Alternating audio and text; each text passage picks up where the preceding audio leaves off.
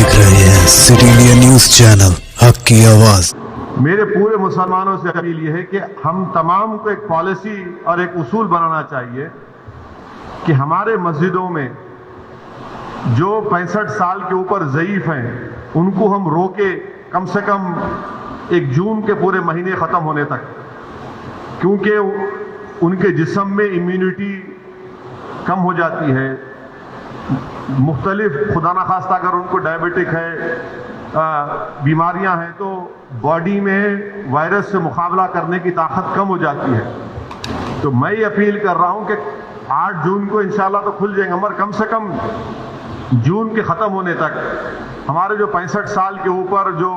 ज़ईफ़ अफराद हैं उनको हम समझाएं, उनसे रिक्वेस्ट करें कि कम से कम जून के ख़त्म होने तक आप थोड़ा मस्जिद को मत जाइए, घर में नमाज पढ़िए। जो नौजवान हैं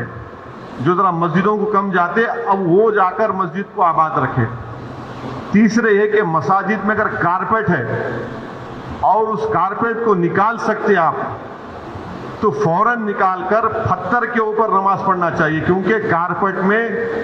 एपिडेमोलॉजिस्ट और जितने हेल्थ एक्सपर्ट्स से डॉक्टर्स वो बोलते हैं कि कारपेट में बहुत से जरासीम जम जाते और उससे हो सकता है कि खुदा ना खास्ता किसी को वायरस लग सकता। तो चौथी बात काम हमको ये करना चाहिए कि मसाजिद में बैतुल खला और वजू का इंतज़ाम ना रखें, क्योंकि वो वजू करते, कुली करते और फिर आप आके नमाज पढ़ते, तो लोग घर से ही अपने वजू कर आए और नमाज जब पढ़ेंगे तो नहीं मालूम मुफ्ती इकराम को फैसला करना है कि अगर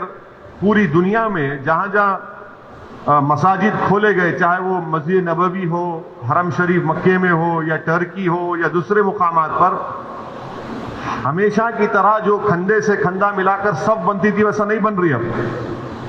तो क्या मुफ्ती इकराम ये फैसला दे सकते पूरे मुल्क में कि भाई जब 8 तारीख से मसाजिद खोले जाएंगे तो सोशल डिस्टेंसिंग को बरकरार रखते हुए हम सब बंदी करें नमाज की? ये हमारे मुफ्तियों को सोचना पड़ेगा कि कितना ये कर सकते क्या, क्योंकि मुख्तलिफ ममालिक में हो रहा है। तो मैं तो गुजारिश करूंगा हमारे उलमाओं से कि वो भी इसका फैसला कर ले, मगर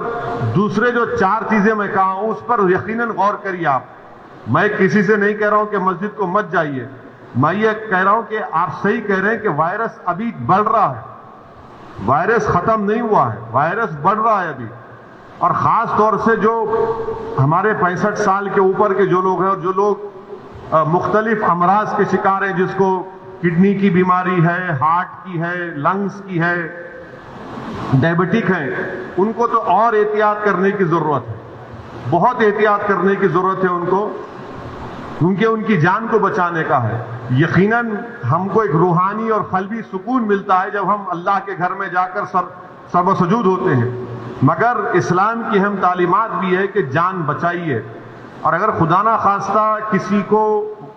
ये वायरस होता है तो फिर उनके घर वालों को, उनसे जो मुलाकात किए,